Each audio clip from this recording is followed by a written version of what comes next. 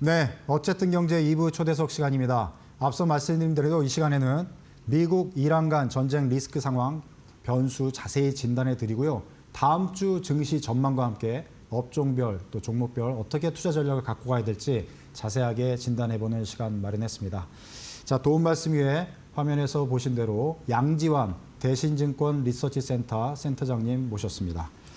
네, 안녕하세요. 안녕하십니까. 네, 이번 한 주 아주 바쁘시게 보내셨을 것 같아요. 시장 변동성이 너무 컸잖아요. 네, 네. 지난주부터 예, 2주 연속 동안. 2주간. 네. 자, 투자자분들도 그렇지만 지금 이 시장 속에서 일을 하시고 계신 분 입장에서 굉장히 바쁜 시간을 보내고 계신데, 자, 미국 이란 전쟁 여파. 앞서 저희가 뉴스에서도 이제 뭐 분석을 해드렸고, 이 시간도 더 자세히 시장 차원에서 이제 분석을 하고 싶은데, 이번 한 주, 지난주까지 포함해서 네. 어떻게 시장 보셨는지 말씀 좀 먼저 해주시죠.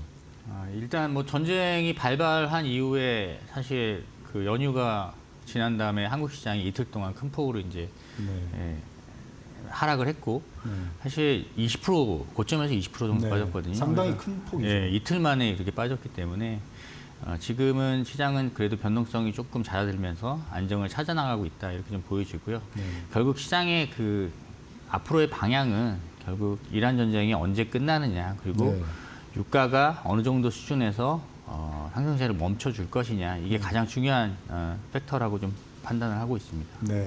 지금 말씀해 주신 대로 시장, 지금 우리 시장 내 가장 큰 변수로 등장한 게 전쟁이고, 네. 전쟁으로 인해서 유가와 환율이 지금 변동성이 심해지니까 한국 증시가 지금 낮아지고 있는, 고점 대비 20% 지금 빠진 그런 상황인데, 그러면 이 유가 환율 변수 영향이 우리 시장에 어느 정도 비중으로 영향을 줄 거라고 보시는지 구체적으로 좀 분석을 해주시면 더 좋을 것 같습니다. 사실은 유가 딱 하나라고 얘기할 수가 없는 게요. 유가가 이렇게 높은 상태가 계속 유지가 되면 네. 결국 이제 3월 달부터 나오게 되는 네. 소비자 물가 지수, 네. CPI 같은 데 영향을 줄 수밖에 없고요. CPI가 높아지게 되면은 사실은 미국이 금리를 인하하는 시점도 늦어질 수밖에 없거든요. 네. 그래서 지금은 결국은 이제 유가가 가장 중요한 변수고 네. 사실 유가가 이렇게 올라가고 미국이 금리를 인하를 못하게 된다 이렇게 되면 네. 결국 전쟁 상황이 길어진다고 보면 결국 투자자들은 글로벌 안전자산인 달러화를 더 수요가 많아질 거고 그러면 원화는 또 약세로 됩니다. 네. 그러면 결국 외국인 투자자의 이탈로 이어질 거기 때문에 결국 유가가 계속 유가 상승, 인플레 압력 심화, 경기 둔화, 금리 인하 시점 지연, 계속 영향을 줄 수 있다 이렇게 네. 보셔야 될 것 같습니다. 그러니까 우리 이제 시장을 보는 사람 입장에서 어쨌든 유가 환율을 중심으로 봐야 되는데 유가 영향이 지금 상당히 너무나 크다. 네, 그리고 유가에 따라서 금리가 오를 가능성이 높아지기 때문에 맞습니다. 미국 시장이 네. 그렇게 되면 우리 시장에 계속 직격탄을 줄 수가 있다. 맞습니다. 미국 금리도 계속 오르고 있습니다. 네. 그래서 지금 뭐 채권 가격이 계속 하락하고 있는 상황이라고 보시면 될 것 같습니다. 네. 자, 이렇게 지금 안 좋은 조건들이 지금 커지고 있어요. 그러면 아주 그냥 절망적인 상황이 될 수도 있는데 그나마 좀 다행인 건 또 우리 시장의 호재 요소도 있지 않습니까? 네. 얼마 전에 이제 3차 상법 개정이 통과됐고 실제로 주요 상장사들이 자사주 소각을 하면서 네, 네. 약간 시장에는 좀 호재 요소로 작용하는 맞습니다. 측면이 있긴 한데 이 요소는 어느 정도 또 작용할 거로 보십니까? 사실은 그 3차 상법 개정안이 통과가 되면서 네. 많은 기업들이 속속 보유하고 있는 자사주들을 네. 대부분 전량 소각한다고 발표를 네. 하고 있거든요. 네. 근데 워낙 이제 전쟁 때문에 시장의 그 불안감이 너무 큰 상황이기 때문에 하루짜리 상승에 그치는 그런 모습이 나타나고 있거든요. 네. 근데 사실 이 전쟁이 종전이 된다면 네. 사실은 뒤늦게라도 한국 증시의 디스카운트 요인이 많이 해소가 되면서 네. 밸류에이션이 올라갈 가능성이 높다 이렇게 좀 보고 있습니다. 아. 네. 지금 이게 3차 상법 개정 이후에 자사주 소각 이건 굉장히 호재인데 네. 전쟁 이슈가 너무 크다 보니까 네. 이걸 덮어버렸다. 네. 그런데 종전이 되면 다시 이 호재가 살아날 가능성이 높다. 네. 그러면 우리 증시가 또 빠르게 급반등을 할 수도 있겠네요. 맞습니다. 그러니까 지금 사실 삼성전자 하이닉스 같은 경우도 뭐 올해 양사가 합쳐서 뭐 350조 영업이익을 번다고 하거든요. 네. 뭐 사실 역대급 이익이잖아요. 네. 그래서 반도체만 놓고 보면 아직도 밸류에이션이 상당히 매력적인 구간이고요. 네. 전체 시장을 놓고 보더라도 5,000포인트 초반까지 만약에 장이 조정을 받는다면 역사적으로 봤을 때 코스피 PER 멀티플 밴드는 낮은 수준이 한 8배 수준이거든요. 그래서 8배에 근접한 수준입니다. 네. 그래서 뭐 사실은 뭐 전쟁이 길어져서 경기가 진짜 안 좋아지고 그러면서 네. 사실 지금 애널리틱이 추정하고 있는 실적이 상당 부분 많이 리바이즈 다운 되지 않는다면 네. 사실은 밸류에이션 측면에서 봤을 때는 5,000포인트 초반이면 네. 충분히 사볼 만한 가격대다 이렇게 네. 생각하고 있습니다. 자, 그럼 다시 한번 이제 초보 투자자들도 요즘 많이 시장에 참여하시기 네네. 때문에 다시 한번 재차 여쭤본다면 지금 오늘도 아침에는 많이 빠졌다가 네. 그래도 조금 1몇 % 코스피가 하락하긴 했지만 선방했다고 제 눈에는 보이거든요. 네네. 코스닥은 오히려 지금 상승 마감했어요. 네, 맞습니다. 그리고 지난번에 엄청 급락을 했을 때도 5,000p, 네. 5,000p는 강하게 지지하는 모습을 보여줬고 맞습니다. 그래서 우리 시장이 레벨업이 분명히 된 상태에서 5,000p는 어떤 식의 악재가 와도 방어의 지지선이 되고 있고 네. 결국 다시 6,000p 상승을 시도를 할 거다. 네. 그러니까 종전만 되면 우리 시장은 다시 6,000p 상승을 시도할 걸로 이렇게 보면 되는 겁니까? 네, 저는 그렇게 생각하고 있습니다. 네. 충분히 6,000p 달성 가능하다고 보고 있고요. 지금 네. 오늘도 사실은 한 5,500선 정도에서 지지를 해줬으면 좋았는데 네. 외국인들이 계속 좀 매물을 쏟아내면서 네. 또 트럼프가 또 한마디 또 던지면서 시장이 네. 좀 불안 요인이 커져서 네. 5,500이 살짝 깨졌는데요. 네. 저는 뭐 사실 전쟁 상황만 괜찮아지면 네. 단숨에 6,000p 돌파도 가능할 거다 이렇게 보고 있습니다. 네. 네.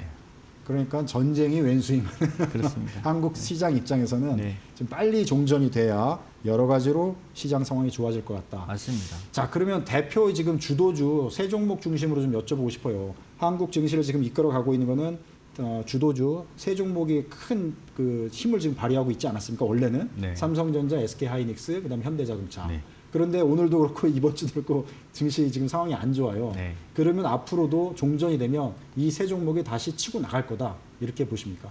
네, 반도체가 대장 역할을 할 거라고 당연히 생각하고 있고요. 저뿐만 아니라 많은 업계의 이제 뭐 관계자분들은 다 반도체가 시장을 반등시킨 타이밍에는 주도할 것이다 이렇게 예상을 하고 있고요. 그리고 뭐 현대차 같은 경우는 지금 사실 자동차 실적으로 사실 주가가 오른 건 아니잖아요. 네. 로봇 관련해서 워낙 지금 네. 관심이 많아지고 있고 CES 이후로 현대차의 그 로봇에 네. 대한 관심이 높아지면서 네. 사실 로봇은 근데 사실 실적에 지금 도움되는 건 아니잖아요. 네네. 미래 전문, 미래 가치. 그래서 이게 지금은 리스크를 약간 회피하는 시점이기 때문에 네. 지금 늘려 있다고 좀 보여지고요. 전쟁 상황이 종료되게 되면 다시 로봇 관련주로 부각될 가능성이 높다 이렇게 네. 보고 있습니다. 네. 그러니까 지금 조정받고 하락할 때 어떻게 보면 매수 기회로 보는 게 좋을 것 같다. 맞습니다. 네. 예. 그래서 근데 이제 이 사실은 트럼프라는 분이 워낙 예측 불가한 분이다 보니까 지금 네. 뭐 한 달 내에 전쟁을 끝내겠다라고 이제 얘기는 하고 있지만 실제로 이제 그렇게 되는지는 좀 지켜봐야 될 것 같고요. 그리고 네. 또 이란도 워낙 강경 대응을 하고 있는 상황이기 때문에 이미 뭐 시장 빠지기 전에 100% 주식이었다. 그럼 지금 팔기는 너무 늦었다. 이렇게 좀 네. 생각이 되고 있고 다만 이제 그동안 이제 시장이 너무 급하게 올라오니까 사실 1, 2월 달에 너무 급하게 네. 올라오다 보니까 진입을 하지 못한 분들도 많잖아요. 네. 그런 분들 같은 경우는 사실은 뭐 5,000에서 5,500 사이에 분할 매수로 대응하시면 되지 않을까 이렇게 네. 보고 있습니다. 이렇게 그 시장이 좋을 때 진입하지 못하셨던 분들은 오히려 지금이 기회가 지금이 될 수- 기회가 될 수 될 있습니다. 수가 있다. 네. 이렇게 견해를 말씀해 주셨고요. 자, 그럼 대신증권 이제 센터장님 나오셨으니까 여쭤보는데 AI, 뭐 반도체, 로봇 이 관련 주도주 외에 우리가 좀 유심히 눈여겨봐야 될 업종이나 뭐 종목 대신증권 하우스 차원에서는 네. 어떻게 보시는지 좀 말씀해 주시면 참고가 많이 될 것 같습니다. 저희는 증권 쪽도 상당히 좋게 보고 있고요. 증권주. 지금 그 거래 대금이 역대급으로 지금 나오고 있는 상황이기 때문에 브로커리지 수익이 엄청나게 많이 늘어날 겁니다. 지금처럼 변동 시장이면은 사고 팔고 해서 더 증권사 입장에서 수익이 좋으니까 결과적으로는 주가에 도움이 될 수밖에 없다. 네, 그렇습니다. 그리고 그런 정부가 또 현 정부가 또 증권 이 주식시장 활성화를 위해서 상당히 많은 부분들 강력한 드라이브를 걸고 있습니다. 걸고 있는데 그리고 뭐 시간의 거래 이런 것들이 점점 늘어나지 않습니까? 그래서 증권사들은 좋을 수밖에 없어요. 좋을 수밖에 없기 때문에 1분기 실적도 서프라이즈가 나올 거라고 좀 보고 있고요. 그다음에 정부가 주도적으로 지금은 어쨌든 자본시장 선진화를 위해서 정책들을 계속 내고 있는 상황이고 기업들은 거기에 또 발맞춰서 대응하고 있거든요. 그럼 네. 결국 대기업 그룹주라고 한다면 결국 지주회사들 이런 경우도 사실은 부각될 수 있다 이렇게 보고 네. 있습니다. 그러고 보니까 이제 증권회사가 의도한 건 아니지만 대형 변수가 생기니까 트레이딩이 너무 많이 이루어져 가지고 증권사 입장에서는 수익이 더 좋아지는. 네, 그래서 이제 근데 이제 브로커리지 수익은 좋아지지만 사실 뭐 트레이딩 부서라든가 뭐 다른 쪽은 사실은 이렇게 변동성이 크면은 좋지는 않죠. 예. 그리고 기관 투자자들 입장에서는 사실 시장이 너무 움직이면은 일단 오히려 좀 관망하는 경우가 많거든요. 근데 리테일 쪽은 아무튼 상당히 좋다 이렇게 말씀드릴 수 있을 것 같습니다. 자, 앞서 저희가 이제 뉴스 소식 전해드릴 때도 잠깐 얘기를 한 건데 코스닥 시장 같은 경우 좀 액티브 ETF 상장하면서 굉장히 각광을 받았어요. 네. 개인적으로 제가 생각했던 것보다 더 각광받았다고 저는 그런 생각이 들었거든요. 네. 그 우리 센터장님 어떻게 보셨습니까? 일단 코스피가 사실은 뭐 저점 2,300이 저점이라고 한다면 6,300까지 올라오는 동안 코스닥은 거의 많이 못 올랐거든요. 그러니까 사실은 코스닥도 활성화시키겠다는 정부의 어떤 강력한 의지가 있었고 사실 5,000피 얘기할 때 아무도 믿지 않았지만 어쨌든 5,000피가 되다 보니까 뭐 대통령이 코스닥을 활성화시키겠다고 하니까 이제 코스닥에 대한 관심이 많아졌죠. 근데 사실은 코스피 기업들은 그만큼 이익 체력이 상당히 지금 올라온 상태고 밸류에이션도 매력적인 기업들이 많이 있습니다. 근데 코스닥은 사실은 아무래도 이제 좀 꿈을 먹고 사는 성장 산업 쪽이다 보니까 실적이라든가 밸류에이션 메리트는 그렇게 높진 않은 상황입니다. 그래서 저희는 이제 코스닥은 결국 정책과 수급의 영향을 가장 많이 받을 것이다 이렇게 보고 있습니다. 지금 오늘 같은 경우도 분위기는 안 좋았는데 코스닥은 상승 마감했어요. 네네. 그래서 뭐 이런 ETF 상장 효과도 좀 있는 것 같고 기대감이 좀 많이 반영이 되는 것 같은데 전체적으로 수익률 차원으로 보면 앞으로의 수익률이죠. 지금 말고 코스닥 쪽의 수익률이 투자자 입장에서 더 좋을 걸로 예상을 하시는지 코스피 쪽의 상승률이 그래도 수익률 차원에서 더 좋을 걸로 보시는 지금 시점부터 기준으로 우리가 잡을 때 어떻게 보십니까? 저는 지금 시점부터 만약에 투자를 한다고 하더라도 코스피가 오히려 좋지 않을까요? 지금 시점부터 그렇습니다. 기준을 잡더라도. 예. 아무래도 전자하고 닉스 반도체 쪽이 워낙 업황이 좋고 어쨌든 전자의 그 실적이 좋으면 그 밑에 단까지도 이제 좋아지는 경향이 있고 뭐 그다음에 정부 정책에 또 부응해서 대기업들이 지금 자사 소각을 계속 발표하고 있잖아요. 사실 이 코스피 대형주들이 주도하고 있거든요. 그래서 코스피의 상승률이 더 높을 거라고 좀 보고 있고요. 근데 사실 뭐 꼭 우리가 둘 중에 하나를 골라서 해야 되는 건 아니지 않습니까? 그래서 뭐 코스피 쪽에 비중은 한 70%, 코스닥 쪽에 한 30% 이렇게 하면 되지 않을까 그렇게 생각합니다. 그러니까 이제 센터장님 입장에서는 꿈을 먹는 어떤 것보다는 실제 실적으로 명확히 보여주는 쪽이 수익률 차원에서도 더 좋을 수가 있다. 그렇습니다. 그렇게 보시는 견해로 우리가 이해를 하면 되겠네요. 네. 근데 앞으로 이제 지수 차원에서 보면은 코스피는 이미 5,000이 됐고 지금 코스닥은 1,100, 200 이제 바라보고 있는데 3,000으로 간다 이런 꿈으로 생각하면 3,000 그렇게 되려면 사실은 코스닥 기업들 중에 지금은 이제 좀비 기업들 그다음에 되게 우량한 성장주들이 다 한꺼번에 코스닥 시장이 다 한꺼번에 있거든요. 그러니까 이런 부분들을 좀 나눠서 코스닥도 좋은 기업들은 남겨두고 뭐 다른 어떤 그 좀비 기업들 근데 사실은 이제 퇴출돼야 될 거는 퇴출되고 그래도 어쨌든 미래 성장 산업의 어떤 밸류체인 내에서 좀 꿈이 있는 기업들은 또 다른 리그를 만들어서 해주면 그럼 코스닥도 좀 더 활성화될 수 있는 방안이 되지 않을까 이렇게 보고 있습니다. 단순히 꿈으로만 하면 안 되고 정부가 또 발표도 했지만 퇴출 기업들을 확실하게 퇴출시키고 시장을 좀 정리를 한 다음에 될 기업들을 좀 정책적으로 더 지원을 해주고 그렇습니다. 그래서 실제 성과가 나타나면 코스닥 시장도 당연히 이제 밸류업이 되고 수익률도 더 좋아지겠다 이렇게 말씀을 주신 걸로 이해를 하겠습니다. 자, 그러면 대신증권 입장에서 일단 사람들은 또 숫자로 이제 관심이 많으니까 코스피 상단, 코스닥 상단 지금 연말이나 연초에 예상하고 지금 다른 상황이 돼버렸잖아요.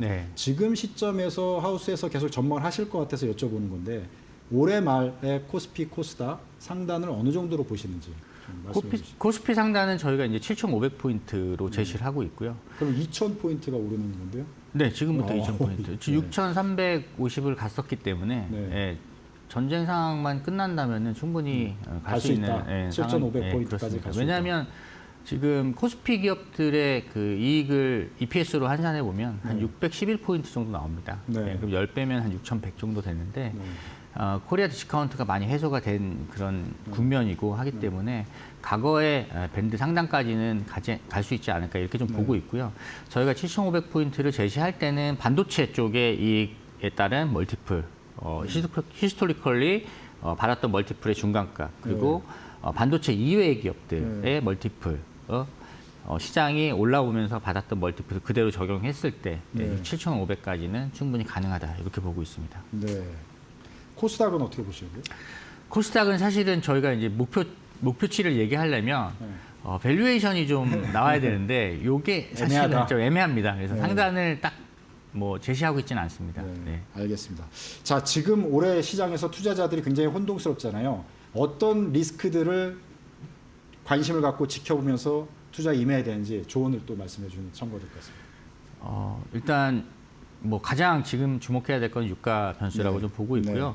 사실 유가가 궁극적으로 어디에 영향을 미치느냐 이게 중요한데 결국 금리하고 인플레 쪽입니다. 그래서 사실 작년부터 장이 이렇게 가열차게 올라올 수 있었던 거는 유동성이 풍부한 환경이 좀 조성이 됐었거든요. 그래서 전 세계적으로 그리고 우리나라도 마찬가지고 이 유동성 환경이 계속 유지될 수가 있느냐 이게 이제 가장 저희가 봐야 될 변수가 아닌가 싶습니다. 그래서 유가는 CPI 영향을 줄 수 있고 CPI가 올라가게 되면 금리 정책이 바뀔 수가 있고 그래서 요 부분을 잘 좀 보셔야 될 것 같고요.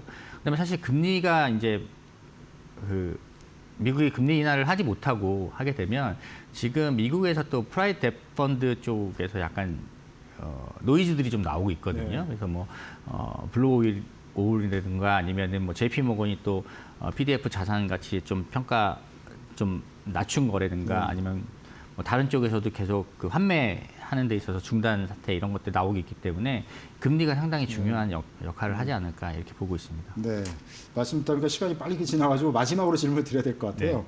지금 뭐 미국 증시 나중에 다시 한번 또 여쭤보도록 하고요.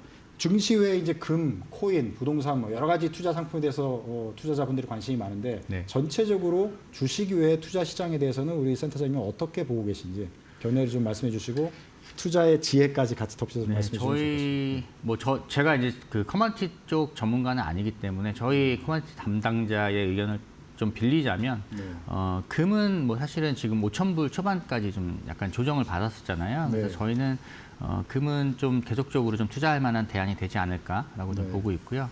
그 다음에 이제 비철 금속 쪽이 커머디티 중에서 제일 나중에 가격이 올라가는 그런 유동성의 끝물 때 올라가는 그런 경향이 좀 있기 때문에 올해 하반기까지는 비철 쪽을 좀 추천드리고 있습니다. 네. 증권사시지만 부동산은 잘 보시지 않겠지만 개인적인 견해일 수도 있고 부동산 상품이나 투자 시장은 또 어떻게 보십니까? 부동산은 일단은 뭐 상업용 부동산은 뭐 괜찮은 상황이라고 좀 보고 있지만 주택은 뭐 아무래도 정부가 지금 워낙 강경 대응을 하고 있기 때문에 좀 하락하지 않을까 좀 이렇게 좀 보고 있습니다. 개인적 견해를 말씀해 주신 거고요. 네. 자, 올해 투자 시장을 보는 지혜 딱 20초 한 말씀만 딱 해주신다면 마지막으로.